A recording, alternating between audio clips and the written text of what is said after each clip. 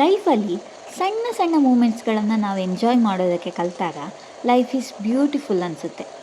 ಅಂಥ ಪುಟ್ಟ ಪುಟ್ಟ ಖುಷಿಗಳನ್ನ ತಂದುಕೊಡೋ ಮೂಮೆಂಟ್ಸ್ಗೆ ಒಂದು ಎಕ್ಸಾಂಪಲ್ ಹೇಳೋದಾದರೆ, ಈ ಥರ ಜೋರಾಗಿ ಬರ್ತಿರೋ ಮಳೆ. ಆ ಮಳೆನ ಕಿಟಕಿ ಹತ್ರ ಕೂತು ನೋಡ್ತಿರೋವಾಗ ಕೈಯಲ್ಲಿ ಬಿಸಿ ಬಿಸಿಯಾದ ಟೀ ಅಥವಾ ಕಾಫಿ ಜೊತೆಗೆ ಏನಾದರೂ ರುಚಿಯಾಗಿರೋ evening snacks, perfect example of happiness. ಇವತ್ತು ಮಳೆಗಾಲದ ಸಂಜೆಗೆ ನಿಮಗೆ ಒಳ್ಳೆ ಕಂಪನಿ ಕೊಡೋವಂಥ ಒಂದು ಈವ್ನಿಂಗ್ ಸ್ನ್ಯಾಕ್ಸ್ ತೊಗೊಂಡು ಬಂದಿದ್ದೇನೆ, ವೆಜ್ ಡಂಪ್ಲಿಂಗ್ಸ್ ಅಂತ. ಟ್ರೈ ಮಾಡಿ ನೋಡಿ. ಹಾಗಂತ ಇದನ್ನು ಡಂಪ್ಲಿಂಗ್ಸ್ ಜೊತೆ ಕನ್ಫ್ಯೂಸ್ ಮಾಡ್ಕೋಬೇಡಿ. ಡಂಪ್ಲಿಂಗ್ಸೇ ಬೇರೆ, ಡಂಪ್ಲಿಂಗ್ಸೇ ಬೇರೆ. ಅದು ಏನು ಎತ್ತ ಅಂತ ಅದರ ಹಿಂದಿನ ಸ್ಟೋರಿನ ನಾನು ಆಮೇಲೆ ಹೇಳ್ತೀನಿ. ಈಗ ರೆಸಿಪಿ ಹೇಗೆ ಮಾಡೋದು ಅಂತ ನೋಡೋಣ ಬನ್ನಿ. ಮೊದಲಿಗೆ ನಾವು ಡಂಪ್ಲಿಂಗ್ಸಿಗೆ ಬೇಕಾಗಿರೋ ತರಕಾರಿಗಳನ್ನೆಲ್ಲ ರೆಡಿ ಮಾಡಿಟ್ಕೊಳ್ಳೋಣ. ಇದಕ್ಕೆ ನೀವು ಇಂಥದ್ದೇ ತರಕಾರಿನ ಹಾಕಬೇಕಂತ ಏನಿಲ್ಲ, ಮಿಕ್ಸ್ಡ್ ವೆಜಿಟೇಬಲ್ಸನ್ನು ಹಾಕಿದ್ರಾಯಿತು. ನಾನಿಲ್ಲಿ ಬೀನ್ಸ್, ಕ್ಯಾರೆಟ್, ಬೇಬಿ ಕಾರ್ನ್ ಹಾಗೆ ಆಲೂಗಡ್ಡೆನ ತೊಗೊಂಡಿದ್ದೇನೆ. ನಿಮಗೆ ಬೇಕಾಗಿರೋ ತರಕಾರಿನ ನೀವು ತೊಗೊಳ್ಳಿ. ಸ್ವೀಟ್ ಕಾರ್ನ್ ತೊಗೊಳ್ಬೋದು, ಹಾಗೆ ಬಟಾಣಿ ಹಾಕ್ಕೊಳ್ಬೋದು, ಅದು ನಿಮ್ಮ ಚಾಯ್ಸ್. ಹಾಗೆ ಈ ಮಿಕ್ಸ್ಡ್ ವೆಜಿಟೇಬಲ್ಸನ್ನೆಲ್ಲ ತುಂಬ ಫೈನಾಗಿ ಕಟ್ ಮಾಡ್ಕೊಳ್ಳಿ. ನಾನಿಲ್ಲಿ ಚಾಪರ್ ಯೂಸ್ ಮಾಡ್ತಾ ಇದ್ದೇನೆ, ನೀವು ಕೈಯಲ್ಲೇ ಕಟ್ ಮಾಡ್ಕೊಳ್ತಿದ್ರೆ ಹಾಗೂ ಮಾಡ್ಕೊಳ್ಬೋದು. ಈಗ ನಾನಿಲ್ಲಿ ತೋರಿಸ್ತಿರೋವಷ್ಟು ಫೈನಾಗಿ ಕಟ್ ಮಾಡ್ಕೊಳ್ಳಿ. ಈ ಡಂಪ್ಲಿಂಗ್ಸ್ ಇದು ಬ್ಯಾಕ್ ಸ್ಟೋರಿ ಹೇಳ್ತೇನೆ ಅಂತ ಹೇಳಿದೆ ಅಲ್ಲ ಆಗ. ಆ್ಯಕ್ಚುಲಿ ನಾನು ಈ ರೆಸಿಪಿಯನ್ನು ಒಂದು 10 ಇಯರ್ಸ್ ಬ್ಯಾಕ್, ನಂಗೆ ಸರಿಯಾಗಿ ಟೈಮ್ ನೆನಪಿಲ್ಲ, ಬಟ್ 10 ಇಯರ್ಸ್ ಅಂತ ಇಟ್ಕೊಳ್ಳೋಣ, ಅಷ್ಟು ಹಿಂದೆ ಒಂದು ಸತಿ ಟಿ ವಿನಲ್ಲಿ ಯಾವುದೋ ಕುಕ್ಕಿಂಗ್ ಶೋನಲ್ಲಿ ನೋಡಿದ್ದೆ. ನನಗೆ ಅದು ಯಾವ ಕುಕ್ಕಿಂಗ್ ಶೋ ಅಂತಲೂ ನೆನಪಿಲ್ಲ, ಯಾರು ಮಾಡಿದ್ರು ಅಂತಲೂ ಗೊತ್ತಿಲ್ಲ. ಆದರೆ ಆ ರೆಸಿಪಿ ತುಂಬ ಇಷ್ಟ ಆಗಿತ್ತು, ಹಾಗಾಗಿ ಅದನ್ನು ಬರೆದಿಟ್ಕೊಂಡಿದ್ದೆ. ಆಮೇಲೆ ಅದನ್ನು ಮನೆಯಲ್ಲಿ ತುಂಬ ಸಲ ಟ್ರೈ ಮಾಡಿದಾಗ ಮನೆಯಲ್ಲೂ ತುಂಬ ಇಷ್ಟಪಟ್ಟು ತಿಂತಿದ್ರು. ಸೊ ಅದೊಂದು ಫ್ಯಾಮಿಲಿ ಫೇವ್ರೆಟ್ ರೆಸಿಪಿಯಾಗಿ ಉಳ್ಕೊತು. ಇನ್ನೀಗ ನಾವು ಬೇಯಿಸ್ಕೊಳ್ಬೇಕಾಗಿರೋದು ಆಲೂಗಡ್ಡೆನ. ನಾನಿಲ್ಲಿ ಒಂದು 4 ಆಲೂಗಡ್ಡೆ ತೊಗೊಂಡಿದ್ದೇನೆ. ಹಾಗೆ ಅದನ್ನು 4ರಿಂದ 5 ವಿಜಿಲ್ ಕೂಗಿಸ್ಕೊಳ್ಳಿ.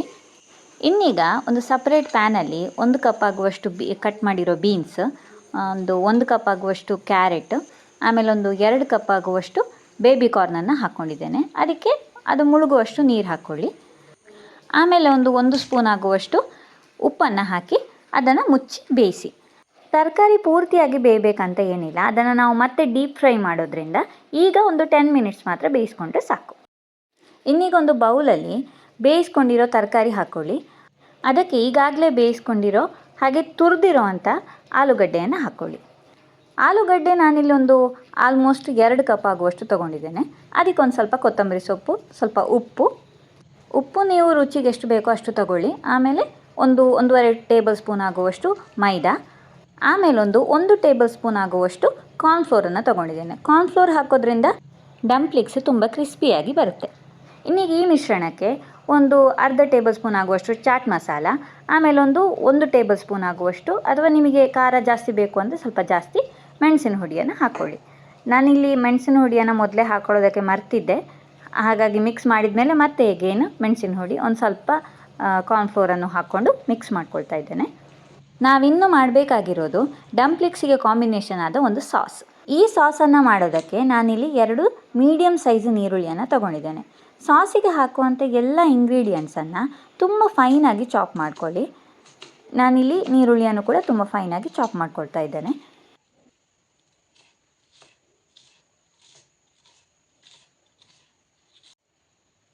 ನೆಕ್ಸ್ಟ್ ನಮಗೆ ಬೇಕಾಗಿರೋದು ಬೆಳ್ಳುಳ್ಳಿ. ಇದನ್ನು ಕೂಡ ಸಿಪ್ಪೆ ತೆಗೆದು ತುಂಬ ಫೈನಾಗಿ ಚಾಪ್ ಮಾಡ್ಕೊಳ್ಳಿ.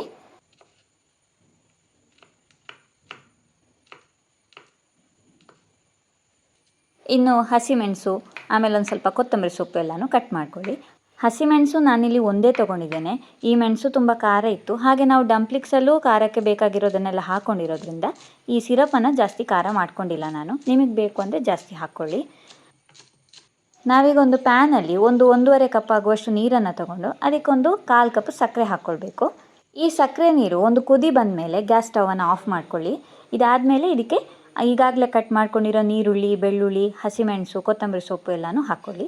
ಇದಕ್ಕೆ 1 ಟೇಬಲ್ ಸ್ಪೂನ್ ಆಗುವಷ್ಟು ನಿಂಬೆ ರಸ, ಆಮೇಲೆ 1/4 ಟೀ ಸ್ಪೂನ್ ಆಗುವಷ್ಟು ಉಪ್ಪನ್ನು ಹಾಕ್ಕೊಂಡ್ರೆ ಏನಾದರೂ ಚಟ್ಪಟ ತಿನ್ನಬೇಕು ಅಂತ ಅನಿಸುತ್ತೆ ಅಲ್ವಾ, ಆವಾಗ ಮಾಡ್ಕೊಳ್ಳೋದಕ್ಕೆ ಸರಿಯಾಗಿರೋವಂಥ ಸಾಸ್ ರೆಡಿ. ಈ ಡಂಪ್ಲಿಂಗ್ಸನ್ನು ಬ್ರೆಡ್ ಕ್ರಮ್ಸಲ್ಲಿ ಕೋಟ್ ಮಾಡಿ ಆಮೇಲೆ ಫ್ರೈ ಮಾಡ್ತೇವೆ. ಹಾಗಾಗಿ ನಾನಿಲ್ಲಿ ಮಿಕ್ಸಿ ಜಾರಲ್ಲಿ ಒಂದು 5ರಿಂದ 6 ಆಗುವಷ್ಟು ಬ್ರೆಡ್ಡನ್ನು ಹಾಕಿ ಅದನ್ನು ಪೌಡರ್ ಮಾಡ್ಕೊಳ್ತಾ ಇದ್ದೇನೆ. ಡಂಪ್ಲಿಕ್ಸಿನ ಕೋಟಿಂಗಿಗೆ ಅಲ್ಲದೆ ಬ್ರೆಡ್ ಕ್ರಮ್ಸನ್ನು ನಾನು ಈಗಾಗಲೇ ರೆಡಿ ಮಾಡ್ಕೊಂಡಿರೋ ಹಿಟ್ಟಿಗೂ ಹಾಕ್ಕೊಂಡಿದ್ದೇನೆ. ಹಾಗಾಗಿ ಬ್ರೆಡ್ ಕ್ರಮ್ಸ್ ಹೆಚ್ಚು ಕಮ್ಮಿ ಬೇಕು ಅಂದರೆ ಮಾಡಿಕೊಳ್ಳಿ. ಈಗ ನಾನಿಲ್ಲಿ ಈಗಾಗಲೇ ರೆಡಿ ಮಾಡ್ಕೊಂಡಿರುವಂಥ ಹಿಟ್ಟಿಗೆ ಒಂದು 2-3 ಟೇಬಲ್ ಸ್ಪೂನ್ ಆಗುವಷ್ಟು ಬ್ರೆಡ್ ಕ್ರಮ್ಸನ್ನು ಹಾಕ್ಕೊಂಡಿದ್ದೇನೆ. ಇದನ್ನು ಚೆನ್ನಾಗಿ ಮಿಕ್ಸ್ ಮಾಡ್ಕೊಳ್ಳಿ. ಇದಾದಮೇಲೆ ನಾನು ಹಿಟ್ಟನ್ನು 2 ಪಾರ್ಟ್ ಮಾಡ್ಕೊಳ್ತಾ ಇದ್ದೇನೆ. ನಮ್ಮಲ್ಲಿ ಮಕ್ಕಳು ತಿನ್ನೋದ್ರಿಂದ ಅವರಿಗೆ ಖಾರ ತಿನ್ನೋಕ್ಕಾಗಲ್ಲ ಅಂತ ಒಂದು ಪಾರ್ಟಿಗೆ ಮಾತ್ರ ಹಸಿಮೆಣಸನ್ನು ಹಾಕ್ಕೊಂಡು ಮಿಕ್ಸ್ ಮಾಡ್ಕೊಳ್ತಾ ಇದ್ದೇನೆ. ಹಸಿಮೆಣಸು ಹಾಕದೇ ಇರೋ ಹಿಟ್ಟನ್ನು ಮಾತ್ರ ಸಪ್ರೇಟಾಗಿ ಮಕ್ಕಳಿಗೆ ಮಾತ್ರ ಫ್ರೈ ಮಾಡಿ ಕೊಡ್ತೇನೆ. ಇನ್ನೀಗ ಈ ಹಿಟ್ಟನ್ನು ಉಂಡೆಗಳನ್ನಾಗಿ ಮಾಡಿಕೊಂಡು ಅದನ್ನು ಬ್ರೆಡ್ ಕ್ರಮ್ಸಲ್ಲಿ ಕೋಟ್ ಮಾಡ್ತಾ ಇದ್ದೇನೆ. ಆಮೇಲೆ ಅದನ್ನು ರೌಂಡ್ ಶೇಪ್ ಮಾಡಿಕೊಂಡು ರೆಡಿ ಮಾಡಿ ಇಟ್ಕೊಳ್ತಾ ಇದ್ದೇನೆ.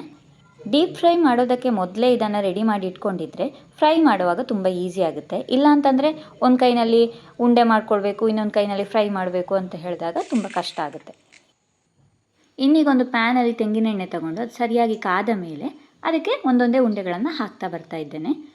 ನಾನು ಹೆಚ್ಚಾಗಿ ಫ್ರೈ ಮಾಡೋದಕ್ಕೆ ತೆಂಗಿನೆಣ್ಣೆನೇ ಯೂಸ್ ಮಾಡೋದು, ಹಾಗಾಗಿ ತೆಂಗಿನೆಣ್ಣೆ ತೊಗೊಂಡಿದ್ದೇನೆ.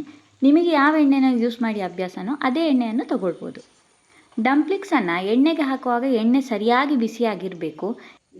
ಎಣ್ಣೆ ಸರಿಯಾಗಿ ಬಿಸಿ ಆಗದೇ ಇರುವಾಗ ಡಂಪ್ಲಿಕ್ಸನ್ನು ಎಣ್ಣೆಗೆ ಹಾಕಿದರೆ ಅದು ಕ್ರ್ಯಾಕ್ ಆಗುತ್ತೆ. ಹಾಗಾಗಿ ಆದಷ್ಟು ಎಣ್ಣೆ ಬಿಸಿ ಇರೋ ಥರ ನೋಡ್ಕೊಳ್ಳಿ. ಈ ಡಂಪ್ಲಿಕ್ಸನ್ನು ಎಣ್ಣೆಯಲ್ಲಿ ಗೋಲ್ಡನ್ ಬ್ರೌನ್ ಬರೋವರೆಗೆ ಫ್ರೈ ಮಾಡಿ.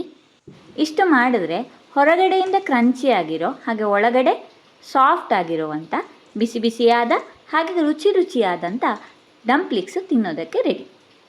ಇದನ್ನು ನಾವು ಈಗಾಗಲೇ ಮಾಡ್ಕೊಂಡಿರುವಂಥ ಶುಗರ್ ಸಿರಪಲ್ಲಿ ಡಿಪ್ ಮಾಡಿ ಅಥವಾ ಸ್ಪೂನಲ್ಲೂ ಹಾಕ್ಕೊಂಡು ತಿನ್ಬೋದು. 100% ಇದು ನಿಮಗೆ ಇಷ್ಟ ಆಗುತ್ತೆ. ರೆಸಿಪಿ ಇಷ್ಟ ಆಗಿದ್ದರೆ please like, share and comment. ಚಾನಲನ್ನು ಸಬ್ಸ್ಕ್ರೈಬ್ ಮಾಡದೇ ಇರೋರು ಪ್ಲೀಸ್ ಸಬ್ಸ್ಕ್ರೈಬ್ ಮಾಡ್ಕೊಳ್ಳಿ. Thank you for watching.